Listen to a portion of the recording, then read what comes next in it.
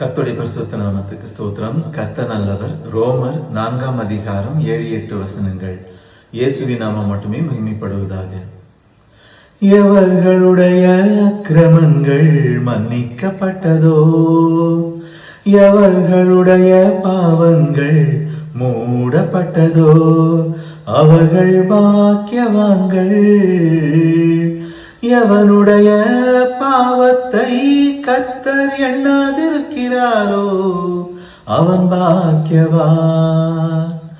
எவர்களுடைய அக்கிரமங்கள் மன்னிக்கப்பட்டதோ, எவர்களுடைய பாவங்கள் மூடப்பட்டதோ, அவர்கள் பாக்கியவான்கள்.